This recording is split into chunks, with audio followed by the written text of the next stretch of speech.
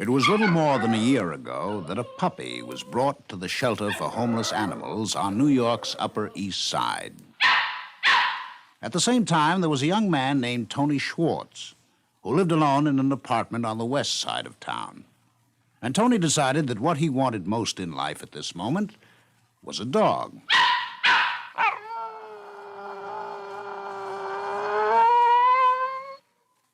The CBS Radio Workshop, dedicated to man's imagination, the theater of the mind. Today, the actual story of a dog's life, as shared and recorded on a portable recorder by Tony Schwartz. It was February 3rd, 1956, when Tony Schwartz appeared at the information desk of the animal shelter to ask for a dog. An ordinary, plain, everyday dog. You have to sign an application here, and you go in and look at the dogs, and you select something you see, and you come out and you sign a release on it, and your name and your address. When you come out here, you have to show identification of some kind, and we fill this out for you. You pay $3 and make out a license certificate, and you take the dog home with you. Tony was passed on to an attendant who took him downstairs to the room where the dogs are quartered. On the way, Tony explained he was looking for a nice, quiet, ordinary dog.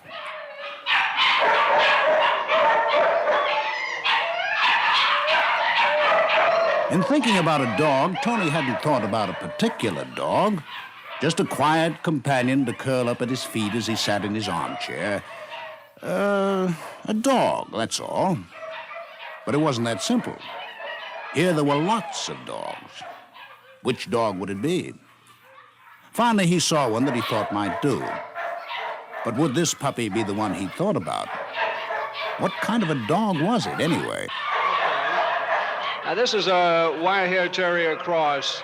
He's about 2 months. He was brought in here by a lady that couldn't keep him in the house. There were some restrictions there. So she brought him in, and I'm pretty sure we'll get a home for him very soon. Is it really a male? Oh, no, this is a female. My mistake. I keep calling him he's, but it's really a female. She's really a female, I should say. Tony decided to take him, or rather her. A couple of hours had gone by, and he was late for work. But the dog needed a physical examination before they could go home. Well, the most important thing to do is to have a shot of antiserum immediately, providing we find your dog in perfect health. So we'll examine him, look him over in every detail, take his temperature, examine the membranes of the mouth, and auscult his heart, see if he has any congenital heart disease, see if his lungs are congested at all, or if there's any signs of pulmonary disorder. We'll look her over and see that she's completely healthy in every respect as far as we are concerned. The serum contains antibodies. It's very similar to polio shots in children that have been exposed to the disease. It also protects the dog during that first period that you have it at home, 10 days to 2 weeks. At this stage, I would feed approximately 4 times a day. The requirements are very high for protein and vitamins, so we advise meat, milk, and eggs primarily.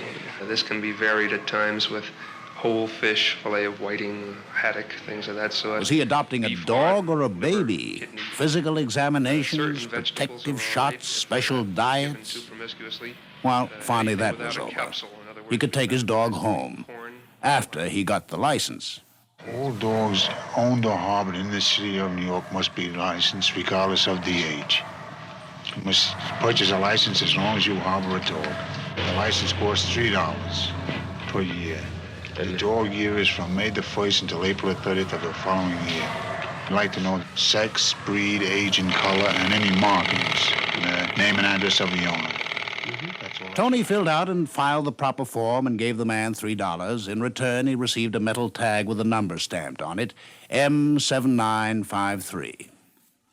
Now, what came next? Nothing. It was hard for Tony to believe that he was now free to take his puppy home. As soon as they left the shelter, Tony felt the small animal in his arms begin to shiver. The weather was warm, or maybe the street frightened him. Tony decided the best thing to do was to get her home fast. I want 425 West 57. Sorry, sir. We don't take dogs in this cab. Okay, thank you.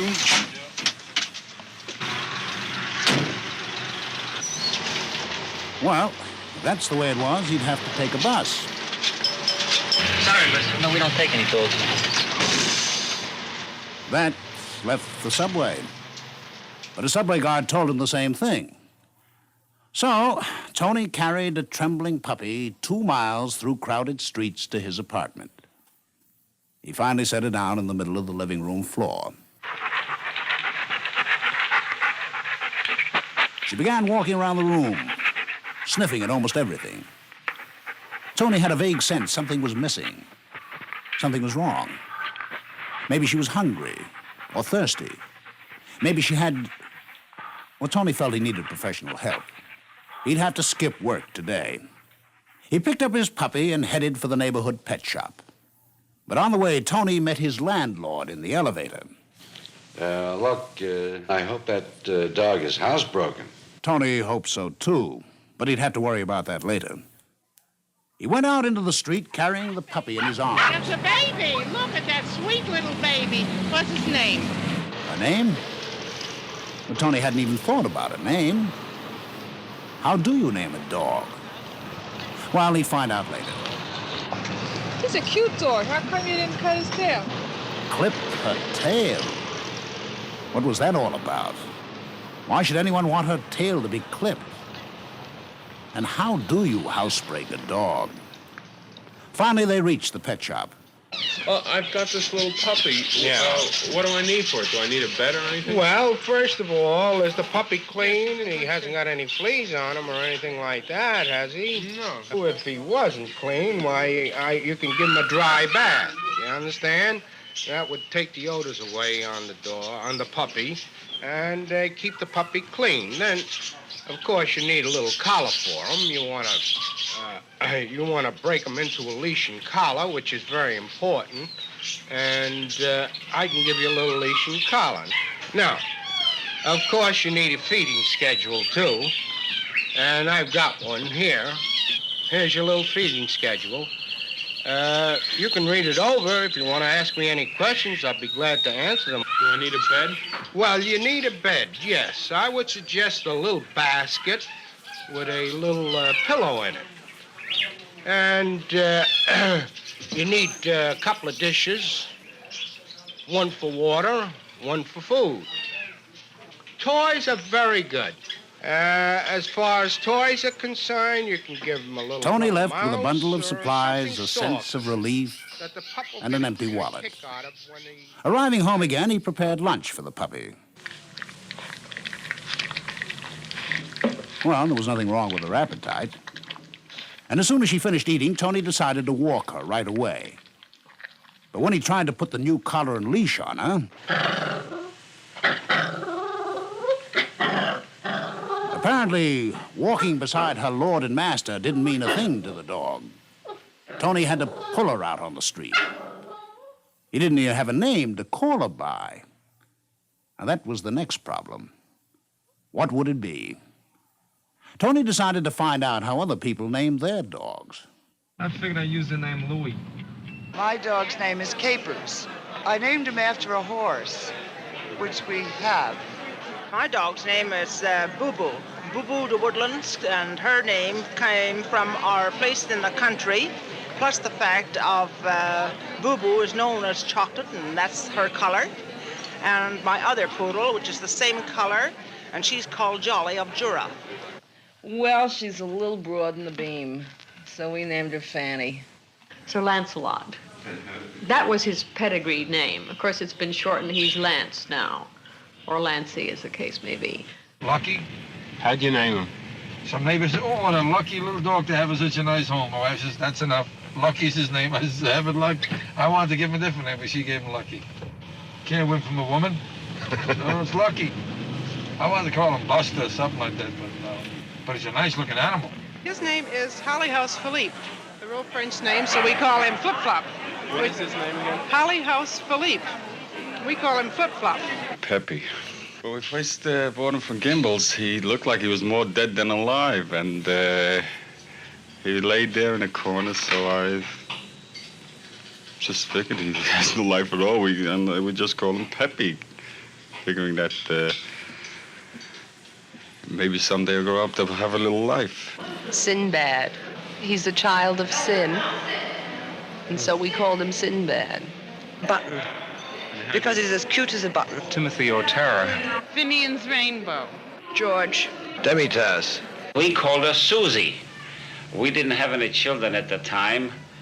And when this particular dog... Tony finally bought a paper-covered book, Naming Your Baby. That evening, he went through the lists of girls' names in the book, trying out each one on his puppy out loud. He was close to the end of the alphabet when he found the name. Tina. Yes, Tina. Tony and Tina. That was it. Now, what about this housebreaking business? Again, Tony sought advice. If you want to housebreak the dog, I would suggest some scent that we have here for housebreaking a dog. What's that stuff called? Well, sometimes it's called fire plug. Very good, very good. Tony, if the dog makes wee-wee in the house, if you have to make him housebroken, you have to slap him with a newspaper. Then if he doesn't do it again, he's housebroken. I see. And if he does it again, what do? You slap him again and put him out. And then if he does it the next time, swap him out and do the same thing.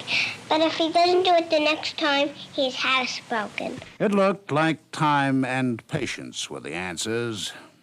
But while Tony was wondering where he'd get the time and patience, someone again brought up the matter of Tina's tail. Tony never realized that the issue of full tail versus no tail could be such a controversial one. I definitely think you ought to cut the tail. Why? Because you're spoiling the breed of the dog. The dog demands the tail be cut. The dog demands? Well, I mean the breed of the animal. I see. So What do you mean by the breed? Well, this is a wire hair. All wire hairs have a short, clipped tail. And this is the only one floating around in New York City with a long tail. You're spoiling the breed. All wire hairs have their tails clipped. You're spoiling the breed of the dog by not clipping its tail. Its appearance, at any rate. It isn't standard for a wire hair to have a tail waving in the breeze. It isn't right for a wire hair to have a tail waving in the breeze. I don't think it's very good to have their tails clipped, cause I think that they have enough of a tail, but if it gets too long, like when it's sad, I think, doesn't it go under their feet? Well, if it goes under their feet, it may drag along the ground, it may get dirty. And I know you can't clip it off and wash it, then hang it back on again. I don't believe in clipping dogs' tails. Why not? Because they're born with those and they have a right to them, and why shouldn't they have them? Wagging the tail is smiling, and why take their smiles away from them? The wag of a dog's tail is a smile. Tony's final decision was to leave Tina with a smiling tail. Tina gradually felt at home in Tony's apartment, but Tony's early plans for home life with the dog didn't seem to work out as he had expected. He had tried to train Tina to curl up at his feet after dinner, but it was only after Tony was comfortably settled in bed for the night that Tina wanted to curl up on his feet. And so, with Tina in bed with him, Tony reflected that at least he wouldn't have to train Tina to bring his slippers in the morning. She had chewed them up. It was not only at night that Tina was getting away. One day, she dragged him to a nearby hotel. Tony found out why. The place was full of dogs. These are obedience-trained dogs working toward degrees. And the first degree that you get in the novice classes is a CD degree, which means companion dog. The next degree is a CDX, which means companion dog excellent. And the next degree is utility dog, which, of course, that's like receiving a college diploma. I'm Mrs. Gordon Young, and I'm president of the Poodle Obedience Training Club. And this is Mrs. Harding. An obedience training club for dogs. It suddenly occurred to Tony that schooling might not be a bad idea for Tina. But where could he enroll a dog without a pedigree? He went back to the shelter for homeless animals for advice. I have some problems with my dog. Well, we have what we hope is a very good answer to this. The ASPCA has training classes that they hold on Tuesday nights down at the Washington Irving Gymnasium. And you can take your dog down there, and he can learn how to walk, to heel properly, how to come when you call him, and how to stay in one place. What do I do? Do I just take him down there and leave him on Tuesday night? No, in fact, the whole theory of our course is that we train you to train your dog. So we put you on the floor, we explain to you what to do, and then from then on, you train the dog. And so Tina and Tony went to school. For graduation, you know, your dogs are going to have to do a 1-minute sit-stay and a 3-minute down-stay. So you are only allowed to give one stay. If you have to give twice, that is failing according to AKC rules. Just give your hand signal and give your stay command and leave your dogs. Are everybody ready? Stay. One command, and they're supposed to hold that position for 1 minute. Stay. Well, that would be failing, of course, but you've got a long way to go yet. Now, last week, for the first night, you were allowed to say the word sit when the dogs came to a halt. Now, tonight, I don't want to hear the command. I will say halt, you say nothing. But if the dog doesn't sit, spank him down and then pat him with the same hand, giving praise. All right, ready? Forward, my heel, good, fellow. Now, no command, halt, spank, pat them. Good, fellow. Spank them down. All right, just watch over there, will you? All right. Forward, my heel, good, fellow. Halt, don't say anything, just spank. After a few sessions, there was considerable improvement in Tina's deportment. Tony even bought himself a new pair of slippers. It was then that Tony's girlfriend suggested that since Tina was going to school, she ought to be properly groomed. Tony wasn't too keen on the idea, but they looked up the advertisements. Grooming and boarding, air-conditioned, doctor in attendance, East 67th Street, by appointment only. Good afternoon. May I help you? Yes, I'm Mr. Schwartz. I called in. Oh, yes, Mr. Schwartz. You have Tina. You have an appointment to have her bathed and clipped. Will you have a seat, sir, and I'll call the groomer out. Fine. In a few minutes, Tony brought Tina to the groomer. I brought my dog here. I hope you can do something with her. Could you tell me whether you could take this dog and do anything with her? Oh, I think we'll be able to fix her up for you real nicely. The main thing is, how do you want her clipped? I mean, like a show dog or just like a regular pet? Well, my friend told me to bring her here and get her clipped and whatever you'd recommend. Well, I'll explain it to you. The show clipping method is to strip it down. That takes longer and it's more expensive. But that's done by hand. Now, the other way is to do it with the clippers. That's faster, it doesn't take as much time, and it's cheaper, too. Yeah. And what will you do to her? Well, we will take her down on the body. We'll leave her nice and smooth on the body. The legs will be left full, just a little bit of trimming done on them. The tail will be shaved, will be plucked, and the head we'll try to accentuate, make it look long and lean, which is the real terrier head. We'll leave a nice mustache and eyebrows on her, and the ears will be trimmed. And we'll do her toenails and her teeth, bathe her. Well, she'll be a dog that you'll be proud to take on the street. She'll look real sharp. When Tony called for his dog later in the day, he wouldn't have even believed it was her, except that she recognized him. He took her over to his girlfriend to see what she thought. She's different. She's a different dog. Everybody had to hear about it. She got on the phone. She's different. She's a different dog. But the longer you look at her, she is, to be objective, she's gorgeous. She's absolutely gorgeous. The brown in her is just beautiful. But her face, I'm so sad about it. Where did you see her? I didn't know what to do. I really wanted to cry. I think he cut too much off her head, though. Yeah. Silky. Like little silk things, and they stand up. And she's like a wrinkle in her forehead when she stands her ears up. But I can hardly wait for the hair to grow on her head. I think he took off too much, frankly. The newly groomed Tina continued at school and was graduated with high honors. And gradually she and Tony began to settle down to a kind of tranquility. But then one day, Tina refused to eat. She behaved strangely, walking around the apartment in circles, licking the floor. Tony rushed her to the veterinarian. From examining your dog, it appears that she has a false pregnancy, or technically a pseudocyesis. This occurs in people, and many folks feel that such a thing does not occur in dogs. However, it is very common, particularly so in city dogs. She hides in closets and under the bed and makes a nest. If there are dolls or toys about, she accepts these as her puppies and nurses them and hides them and fondles them and so forth. And it's really a strange syndrome. We have been able to treat this very successfully from two aspects. From the hormonal aspect, by giving female hormones. The psychic aspects have been brought under control very, very nicely with these newer tranquilizing drugs that they're using in people now, such as Miltown, Equinol, etc. With the miracle of Milltown, Tina was soon restored to normalcy. There was no litter of imaginary puppies to care for.